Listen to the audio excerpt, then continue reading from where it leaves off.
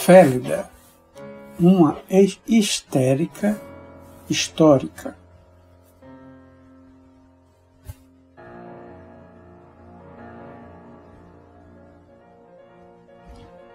O pioneirismo do Dr. Azan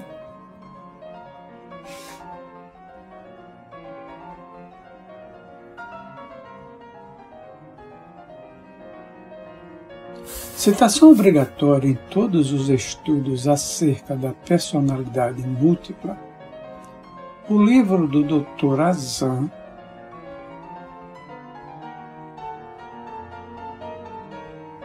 professor da Faculdade de Medicina de Bordeaux, sobre o caso Félida,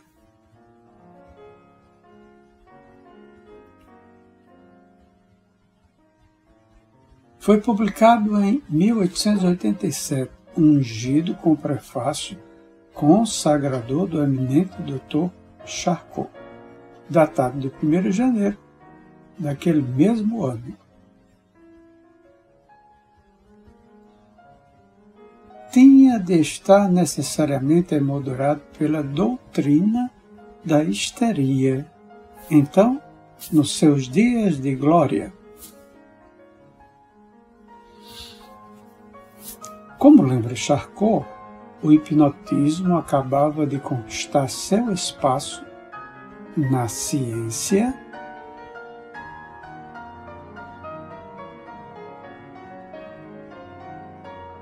e era justo lembrar aqueles que tiveram a coragem de estudar essa matéria.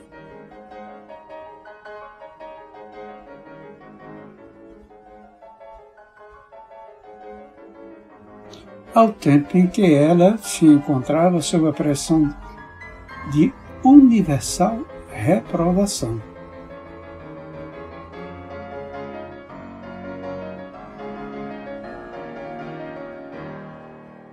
O Dr. Azan fora, na França, um pioneiro na aplicação das técnicas preconizadas na Inglaterra pelo Dr. Braid,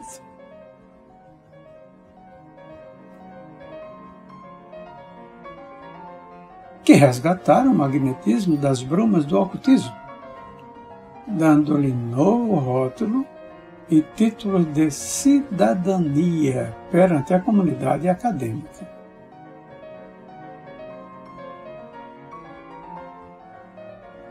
O velho problema de sempre.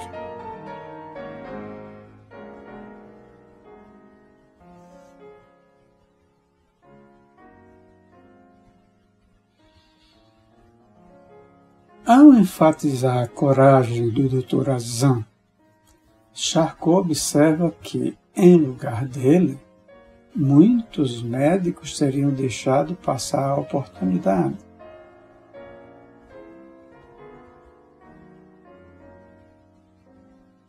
De se deter diante dos fatos que ele relata, seja por temor de serem enganados pelas charlatanices de uma histérica,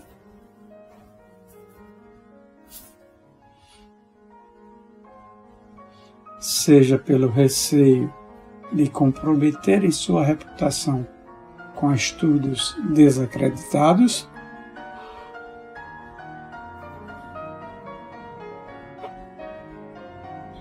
seja simplesmente por se deixarem levar por essa preguiça científica que nos afasta de todos os fatos novos e inhabituais.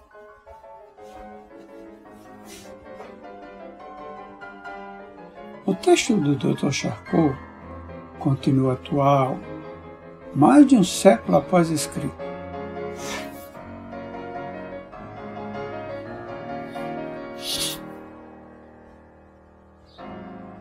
Vem de longa data, como se vê, a acomodação, os temores e a indiferença perante aspectos inusitados da vida.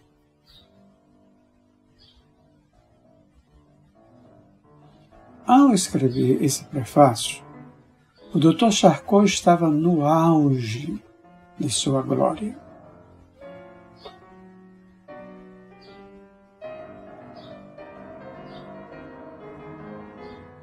Em 1885, informa Ronald W. Clark, no livro sobre Freud, ele era um dos mais famosos médicos da época. E acabara de projetar a Salpêtrière internacionalmente como o mais autorizado centro de irradiação de novos conceitos médicos.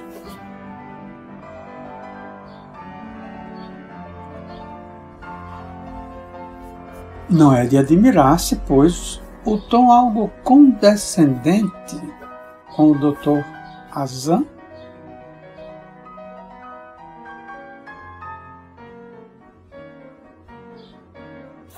ao identificar o parentesco das pesquisas do médico de Bordeaux com as da Salpêtrière.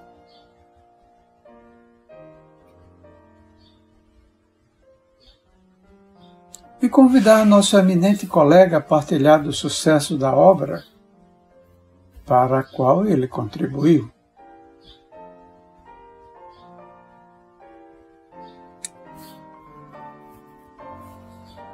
As primeiras 50 páginas do livro do Dr. Azan dedica às suas experiências e reflexões acerca do hipnotismo, a que também chama de sono nervoso. Como seria de esperar-se, seu enfoque é claramente fisiológico, ou melhor, materialista.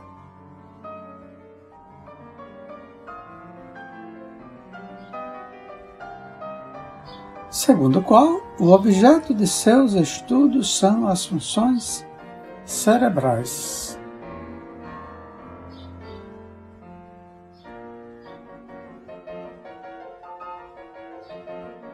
As crises são ataques de nervos. Os sensitivos pesquisados são doentes mentais.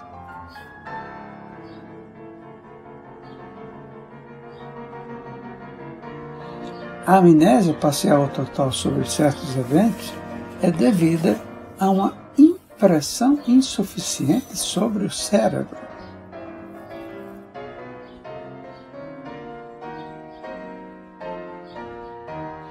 Por causa da diminuição momentânea e periódica no afluxo de sangue a certas partes do cérebro.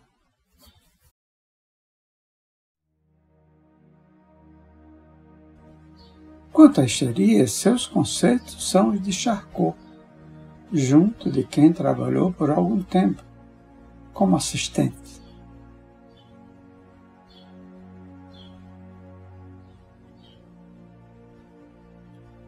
Sua paciente, Félida, é decididamente histérica.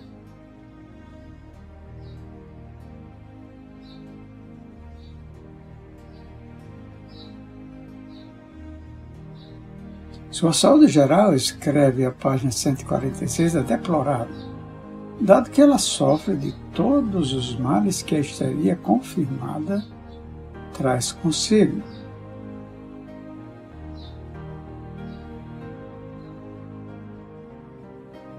Nevralgias, hemorragias passivas, contrações, paralisias locais, etc.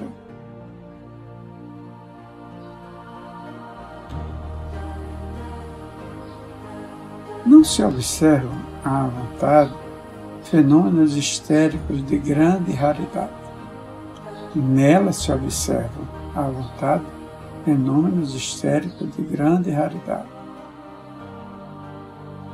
Félida é histérica há 20 anos, o que significa que sua constituição é dominada por uma diátese, que se poderia chamar de mãe dos estados estranhos e dos milagres. A histeria, ela deve às convulsões, os súbitos estados de sono, o sonambulismo espontâneo, etc., que observo nela há cerca de 30 anos.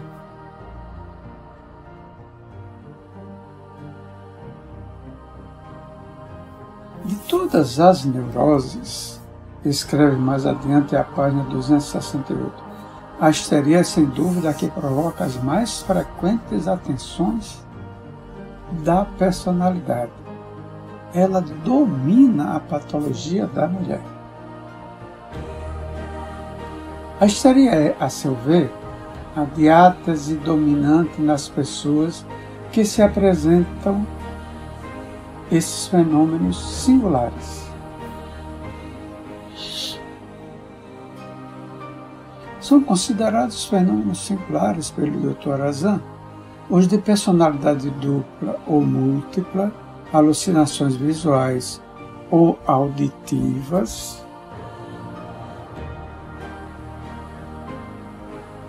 além dos já referidos estados estranhos e milagres, dos quais a histeria é a matriz.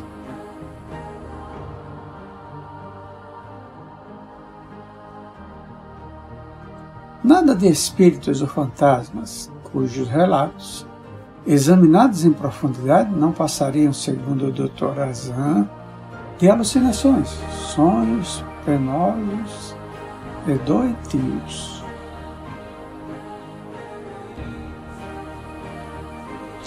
A poesia e a imaginação fazem o resto, conclui de maneira irrecorrível.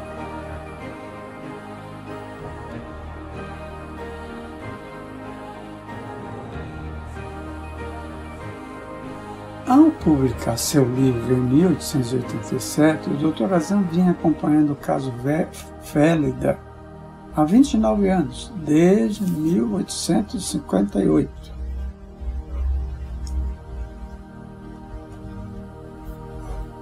Quando pela primeira vez foi solicitado a cuidar dela, de quem se dizia sofrer de alienação mental.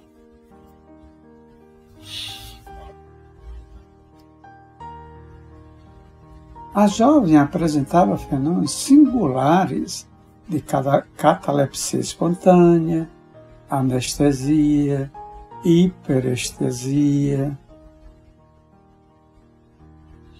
bem como o que o médico considera interessante lesão de memória, da qual não se tinha notícia na ciência.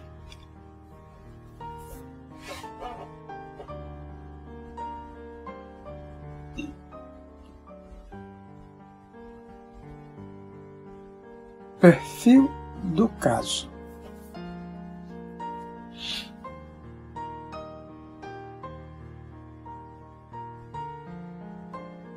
Félida nascera em Bordeaux, em 1843, em família de classe média.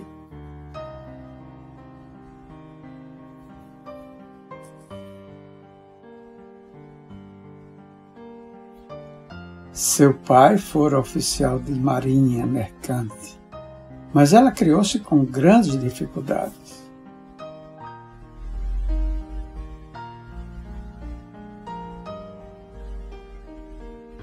Pois a mãe ficara viúva e com outros filhos sob sua responsabilidade.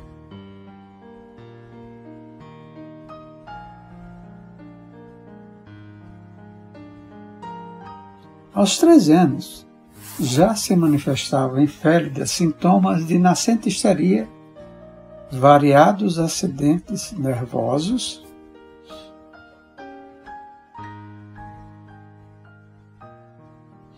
dores vagas e hemorragias pulmonares, que não se explicavam pelo estado dos órgãos da respiração.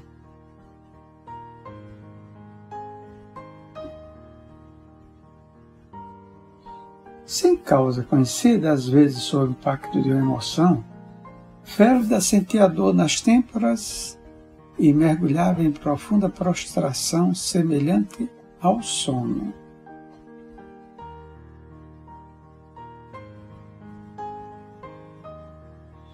Ao cabo de alguns minutos, cerca de 10, ela abria os olhos, parecia despertar e passava ao que o Dr. Azan identifica como condição segunda.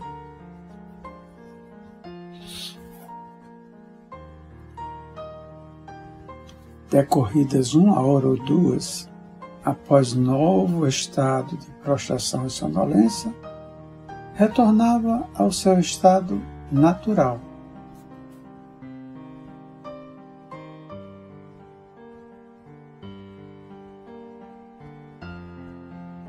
O leitor habituado aos fenômenos da mediunidade, dita de incorporação, reconhecerá facilmente a rotina e os sinais característicos do processo.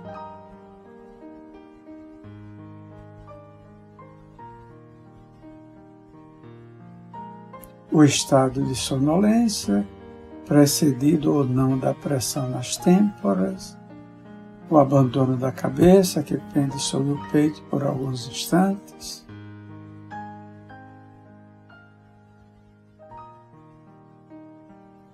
e a retomada da postura e aparentemente da consciência por entidade estranha que se acopla ao psiquismo do sensitivo.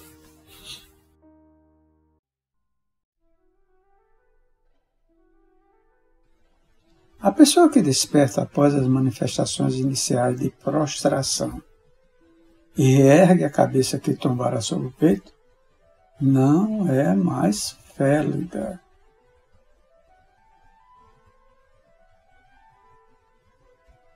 Como supõe o Dr. Azam, mas uma personalidade que ele próprio reconhece ser inteiramente diferente.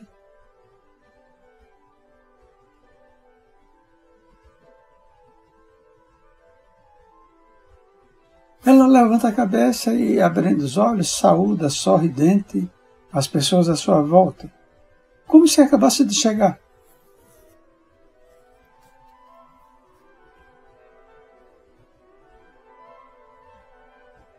Sua fisionomia triste e sombria, de a pouco, ilumina-se e denota alegria.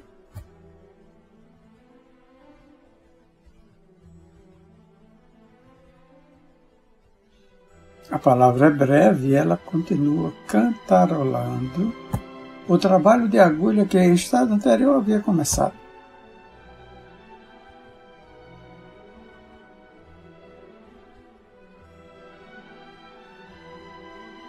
Ela se levanta, caminha com agilidade e não se queixa mais das 1000 dores que há poucos momentos a faziam sofrer.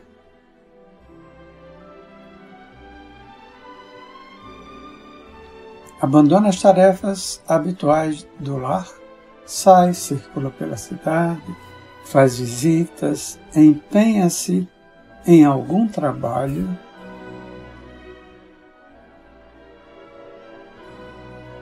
E seu comportamento e sua alegria são de uma mocinha de sua condição e idade.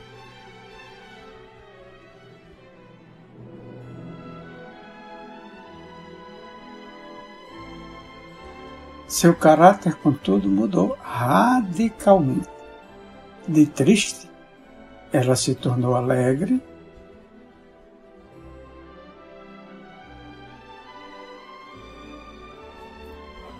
Sua vivacidade é quase turbulenta e a imaginação mostra-se exaltada.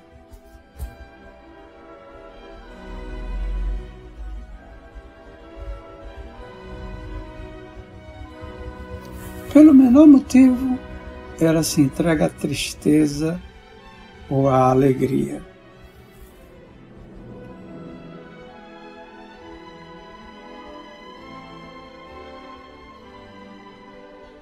De indiferente a tudo, é agora sensível ao extremo.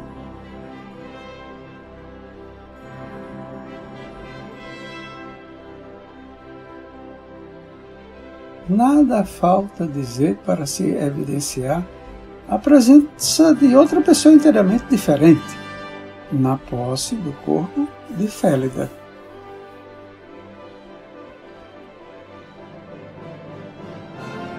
Todo o raciocínio do Dr. Azam, contudo, desenvolve-se como se Félida fosse uma só pessoa em diferentes estados emocionais.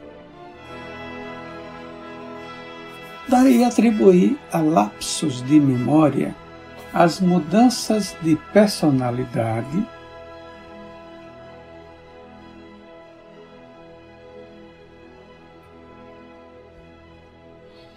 do que resulta ficarem sem explicação aceitável as lacunas observadas na sequência natural das lembranças.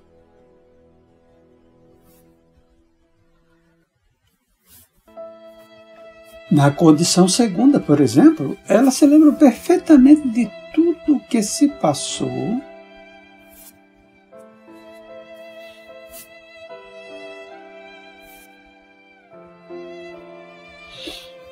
durante os demais estados semelhantes que o precedem, bem como durante sua vida normal.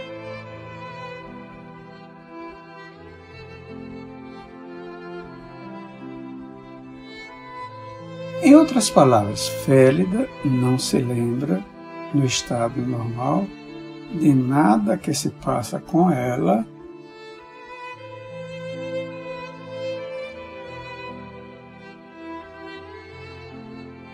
enquanto as demais personalidades assumem. Mas na condição segunda, ou seja, quando assume a personalidade invasora,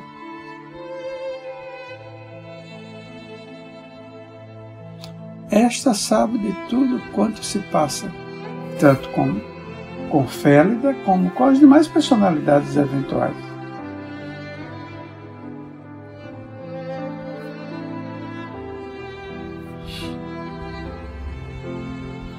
Não é a memória de Félida que falha, ela simplesmente se retira do proscênio para que a outra personalidade assuma.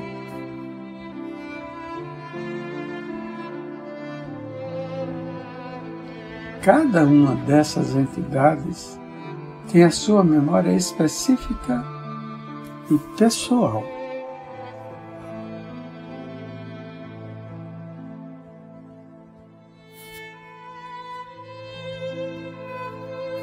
Félida não é o seu corpo físico, mas seu psiquismo, ou melhor, seu espírito, temporariamente afastada do corpo.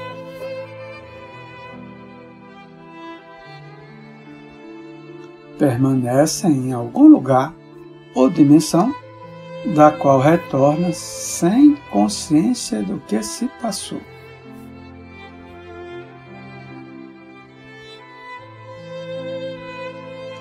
Tal como nos escapam a lembrança de grande maioria de nossos sonhos e da atividade em desdobramento enquanto o corpo repousa.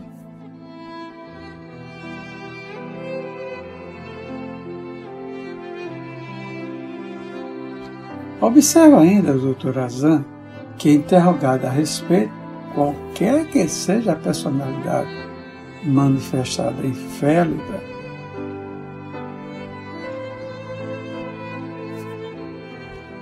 se encontra em estado normal, ao passo que a outra é o estado de crise.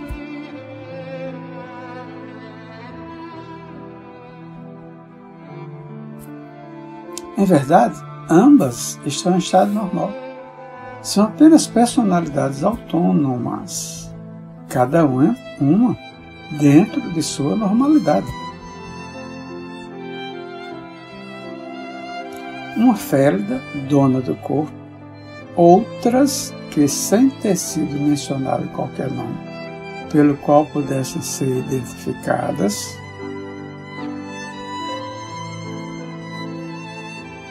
ficam sendo conhecidas apenas como condição segunda, condição terceira, e assim por diante.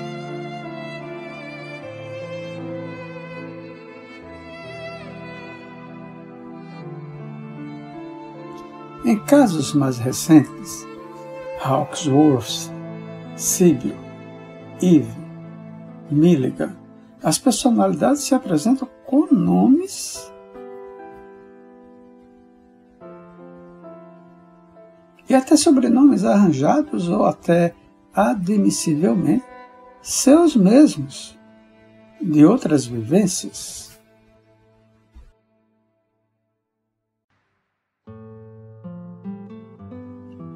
O dogmatismo científico de considerar as diversas manifestações como fragmentos de uma só personalidade originária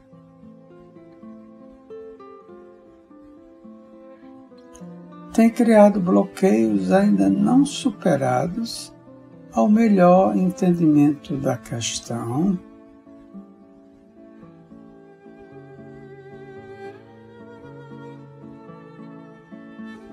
sobre a qual inúmeras informações preciosas poderiam ser obtidas.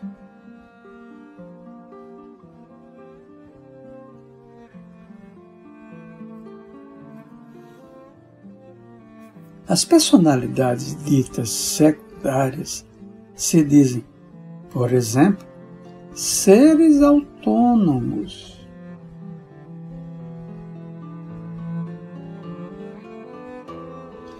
E o demonstram por bem marcadas características psicológicas, éticas e culturais.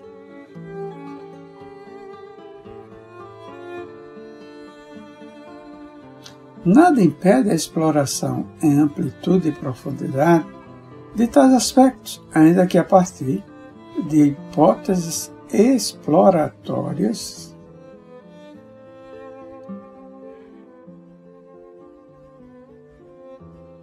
e com todas as precauções usuais da pesquisa séria.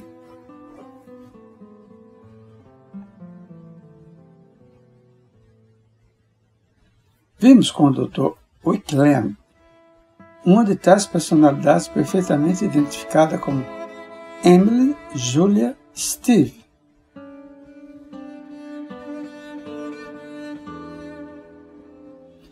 Há numerosas outras em seus trabalhos.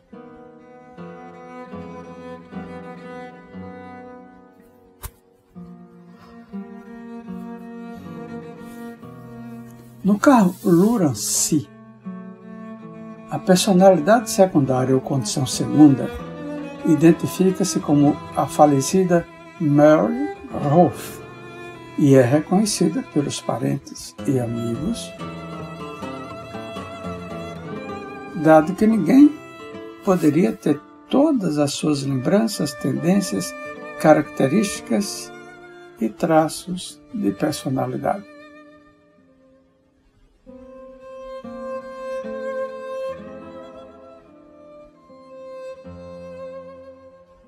O que tem a dizer essas entidades de si mesmas e do contexto em que vivem?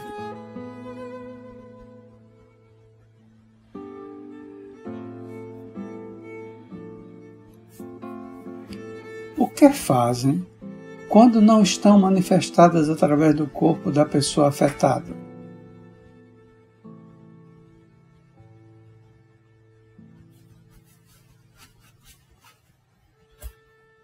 Quem são, afinal?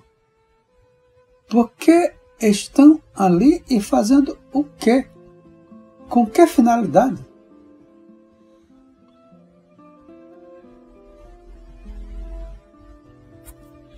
É importante, a propósito da autonomia das personalidades, o testemunho do Dr. Azan, que assim se expressa a respeito de Félida.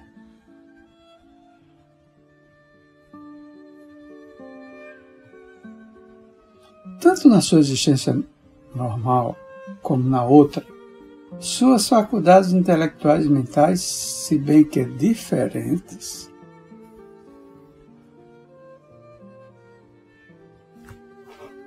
são incontestavelmente inteiriças, sem nenhuma ideia delirante, falsa apreciação ou alucinação.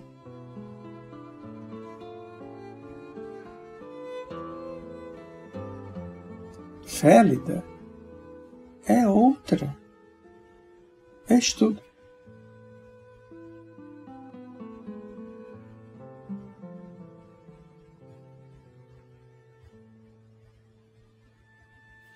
Eu diria mesmo que no segundo estado, na condição segunda, todas as suas faculdades parecem mais desenvolvidas e mais completas.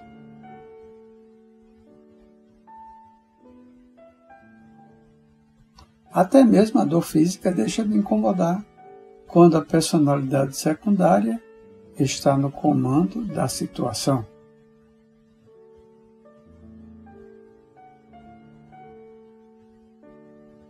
Não que Félida seja outra, como diz o doutor. A outra é que se põe no lugar de Félida, depois de desalojá-la do corpo físico.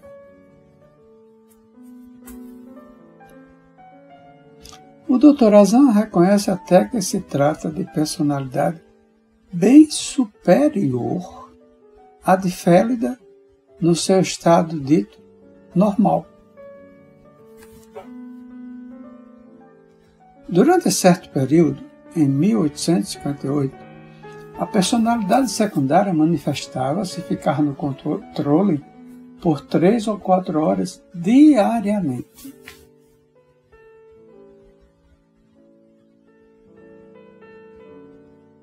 De repente, apagava-se a alegria, sua cabeça pendia sobre o peito, ela recaía no estado de torpor.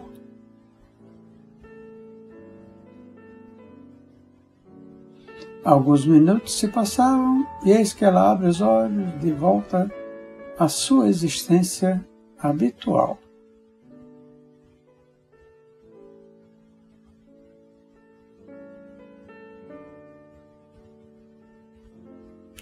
Quando se trata de um trabalho iniciado no estado anterior pela outra, diria eu, ela não sabe do que se trata de início.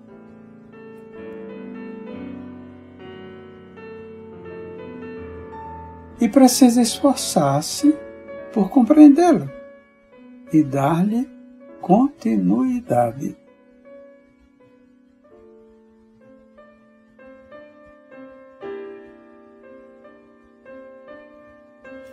Prontamente voltam as dores, queixas e lamentações.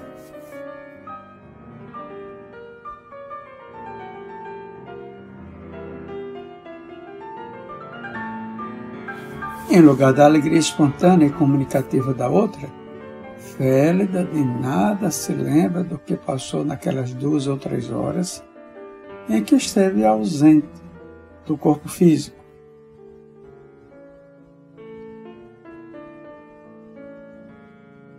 Interessantes fenômenos fisiológicos ocorrem enquanto Félida se encontra na condição segunda.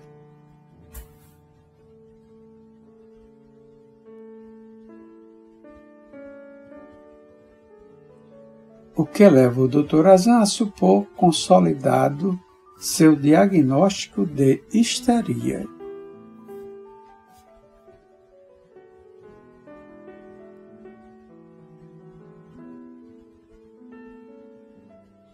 Ela apresenta a famosa boule epigastrique, tida como típica dos histéricos.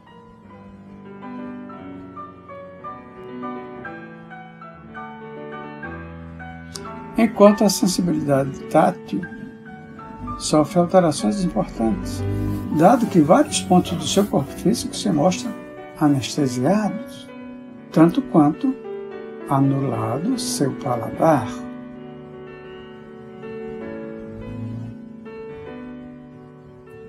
Fenômenos ainda mais complexos, como a ocorrência de áreas insensíveis no corpo e contraturas que se deslocam de um lado para outro,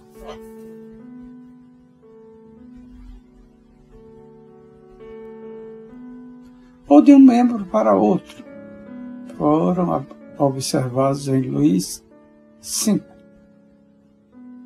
V, pelos autores Bourrier e Birot, como ainda veremos.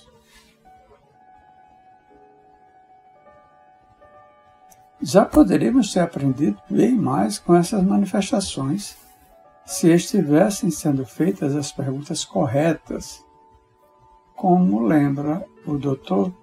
Lechamp.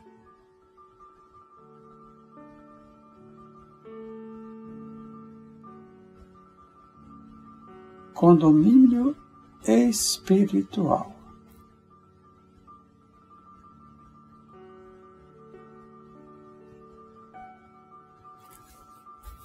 Hermínio Miranda